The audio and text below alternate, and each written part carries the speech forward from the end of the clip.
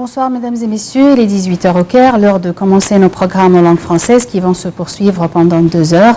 Tout d'abord, le volet politique de notre panorama. Le président Abdel Fattah el-Sisi a inauguré aujourd'hui par vidéoconférence un nombre de méga-projets routiers avec un coût de 17 milliards de livres égyptiennes. Il s'agit de l'axe routier Roud el-Farag al-Dab'a, de l'autoroute reliant le Caire à Suez et de celle reliant la Haute-Égypte au gouvernorat de la mer Rouge.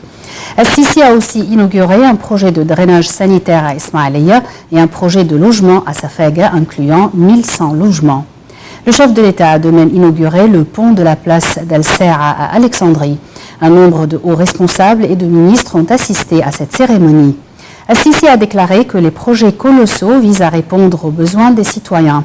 Il a appelé à terminer le développement des bidonvilles et à alléger les fardeaux qui pèsent sur les citoyens. Il a réitéré que le peuple doit participer à la lutte contre le terrorisme. Le ministre de l'Habitat et des Nouvelles Agglomérations a pour sa part déclaré que 20 000 unités seront accordées aux syndicats. Il a précisé que 424 projets de drainage sanitaire ont été exécutés récemment et que 4 villes seront construites en Haute-Égypte. Les autorités égyptiennes ont exécuté aujourd'hui à Adel Habbara un terroriste condamné à mort pour le massacre de 25 policiers dans la péninsule du Sinaï en 2013. Sa pendaison intervient après l'approbation du président Abdel Fattah el-Sisi du verdict énoncé par la cour d'appel. Selon le chef d'accusation de Habbara, ce dernier est aussi accusé d'incitation à la violence, à la haine et d'avoir participé au groupe terroriste Daesh.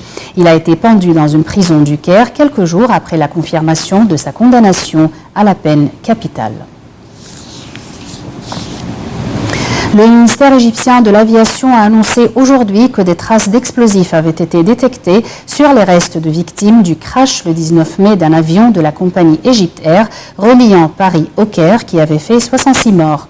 La commission d'enquête égyptienne a transmis ces éléments au parquet, a ajouté le ministère dans un communiqué en expliquant que selon la loi égyptienne, le procureur est saisi s'il devient clair aux yeux de la commission d'enquête sur le crash qu'il existe des soupçons sur l'origine criminelle de l'accident.